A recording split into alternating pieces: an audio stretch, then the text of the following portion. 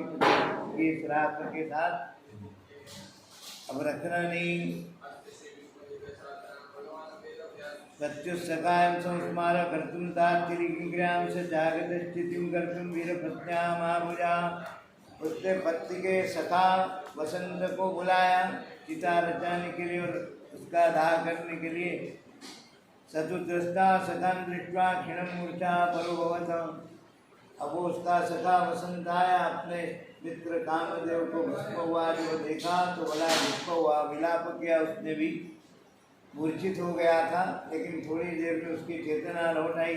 उसने रति को सांत्वना दिए कि शोक का त्याग करो, देखो मैं आपके पुत्र जैसा हूँ। हे भद्रे सीधे मई जनारसी, तुम अगर शांत नहीं रहोगे, सुख में नहीं रहोगे तो मैं भी नहीं रह सकता। कार्यं त्यक्तुं मे धर्मे तु विर्वाद्ये बहुधाभिषा नैव स्थातुं मनश्चक्रेण समस्तं वितारति। दृष्ट्वा दार्ढ्यं वसन्तोऽपि तिष्ठिं चक्रे सत्तटे। उसने कहा कि क्यों तुम अपना शरीर त्यागना चाहती, शेष जीवन भगवत आराधन में व्यतीत करो।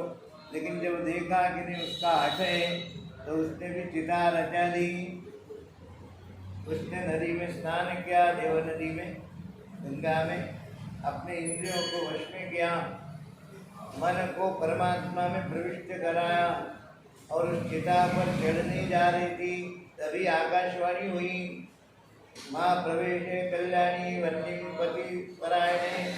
क्या मैं जानता हूँ कि तुम पति परायण हो, पतिव्रता हो, लेकिन अग्नि प्रवेश करना तुम्हारा उचित नहीं होगा। भविष्यति ते पतिर्हरात् विष्णुश्च यादवान्। का तुम्हारे पति के दो जन्म होने वाले हैं, एक हर से होगा शिव से, वो तो ब्रह्मचारी रहेंगे, और दूसरा हरि से होगा, कृष्ण के रूप में, प्रद्युम्न के रूप में कृष्ण से होगा दूसरा जन्म।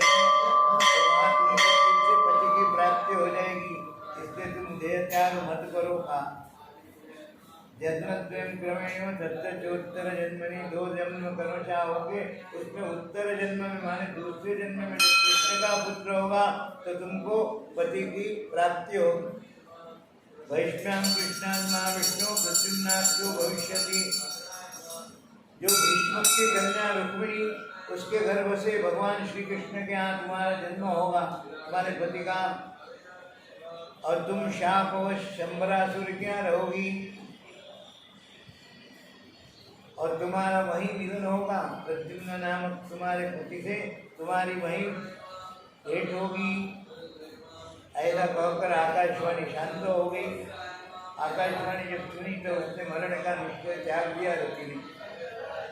ततो देवा समाज को स्वार्थी काम में हरित सतेरान विद्यावाणा गुरुविंदानी पुरोगता रामते निवर्तयामासु। वरेण्यां महतीं सतीं अनंतोपि भवेत्तांगो मृतेव अक्षयो भवेत्। वासव देवगण आ गए, उन्होंने वरदान दिया रति को कि तुम्हारा पति अनंग होकर भी, मैंने उसका शरीर तो नहीं है, लेकिन वो सब काम करेगा, शांत के ऐसा करेगा, सबको वशीभूत कर लेता है। ऐसा सामर्थ्य बिना अंग होता तो क्या करता। तो जब तक उसका पुनः जन्म नहीं होता, अनंग होकर भी तुमको उसके दर्शन होते रहेंगे। ऐसा धर्म का उपदेश देकर वो चले गए। पूर्व कल्पित स्वयं राजा सुंदराख्यो महाप्रभु होम्योपति शंकर कारिणी। अब कामदेव जला क्यों, प्रत्येक का कोई न कोई पाप होता है, तभी उसको ऐसा दंड मिलता है। कहा कि पूर्व जन्म में सुंदर नाम का राजा था तुम्हारा पति और तुम उसकी पत्नी थी। उस समय तुमने रजोदोष में स्पर्श का कार्य कर तीने दशा भूते कुर्विदानी च निष्कृति। उसी से तुम्हारी ऐसी दशा हुई, इसलिए उसका भी प्रायश्चित करो। मंदाकिनी नदी में स्नान करो, वैशाख में प्रातःकाल स्नान करो। मधुसूदन देवता जो वैशाख के गए उनका अर्चन करो। दिव्य कथा सुनो उनकी वैशाख मास की, और अश्विन्य शयन नाम का व्रत करो। इस तरह माधव मास में व्रत करने से और इन धर्मों का पालन करने से निश्चय तुमको तुम्हारे पति की उपलब्धि होगी, इसमें कोई संशय नहीं है। ऐसा वरदान देकर वो देवगण चले गए वहां। तब वो कष्ट से बाहर आई रथी, उसने गंगा अवगाहन किया। मेष राशि पर सूर्य नारायण पधारे, वैशाख मास प्रारंभ हुआ है। अशून्य शयन नाम का व्रत भी उसने प्रारंभ किया और उसी प्रभाव से उनको अपने पति कामदेव के दर्शन हुए। पूर्वकल्पे त्वयमपि राजा धर्मपरायणा वैशाखोक्तान् महाधर्मान् चक्रे तेन वै स्मरान्।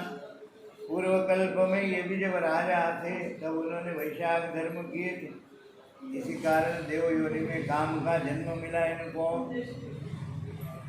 देयानि प्रपे देवसु पुत्रोऽपि परमात्मना वृतानि तदो वैशाखे मेषे दिवाकरे अवस्थ्यं देवानां मनुष्याणां तु का कथा। का अगर हम गड़बड़ करते हैं तो इस तरह का झंझट वो देवताओं को मिलता है, तो मनुष्यों की बात ही क्या है। अब इधर भगवान शिव काम के दहन के बाद अंतर ध्यान हो गए वहां।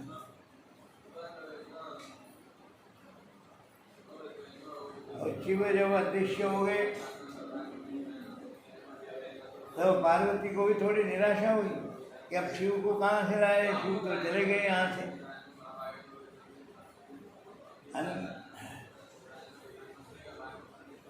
तथैव वरं दत्त्वा ऋषिं सोऽस्मान् सप्तज, उसने सप्त ऋषियों का स्मरण किया। तब पार्वती ने जो तपस्या कर रही थी शिव की प्राप्ति के लिए, जो जन्मांतर की दक्ष कन्या सती थी, स्मरण करती और सप्त ऋषि आए।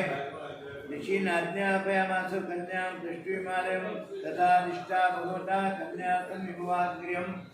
उसने ऋषियों से निवेदन किया कि आप अपने हमारे पिता को राजी करो हमारा विवाह शिव से करने के लिए।